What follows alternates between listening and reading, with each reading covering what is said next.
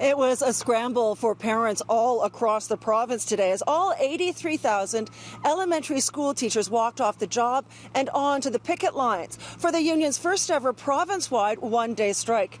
I'm Pam Seatle outside a Parkdale Junior and Senior Public School where the doors were locked today and will be again tomorrow. The walkout left nearly 1 million kids out of the classroom and indicates a clear escalation of the dispute between teachers and the government. There was a massive show of support for Ontario's teachers outside a Ministry of Education office on Front Street.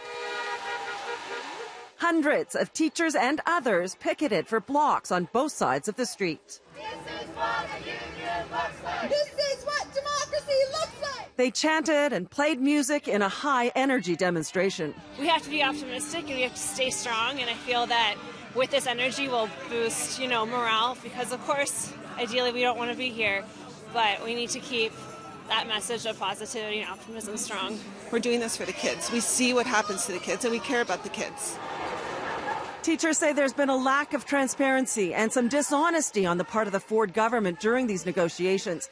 This teacher says the suggestion that a major sticking point is the difference between a 1% and 2% wage increase is simply not true. For her, it's special ed funding. The special ed support in the classrooms, I am seeing it, and it's devastating to the students. We need more adults in the classrooms. We need smaller class sizes, absolutely. This teacher tells me she works at a high-needs school near Regent Park and teaches a grade 5-6 split class of 29 kids.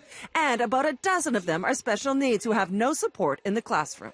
It is a load that is enormous, and the stress of trying to get those students with special needs what they need, you're working nonstop on it.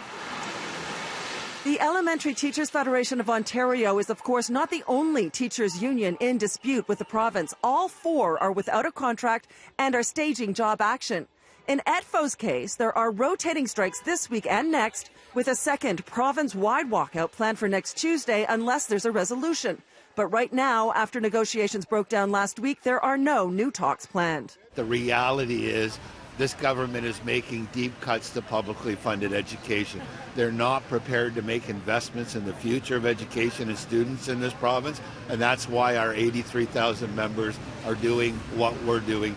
Education Minister Stephen Lecce did not address the media today, but instead issued a statement saying, in part, our government has put forward reasonable proposals, and it is deeply disappointing parents are still seeing repeated escalation at the expense of our students.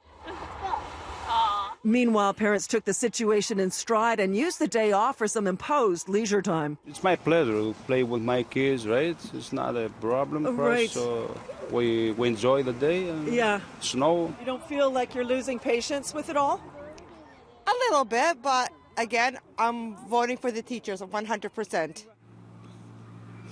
So after today's full walkout, the rotating strikes will continue tomorrow, and the Toronto board will be included in that along with several others. Then, after next Tuesday's full walkout, the Toronto board will also be out the next day, Wednesday. Every student in the province is looking at 4 days out of the classroom between this week and next. You can go to our website for a full list of what boards will be out and when.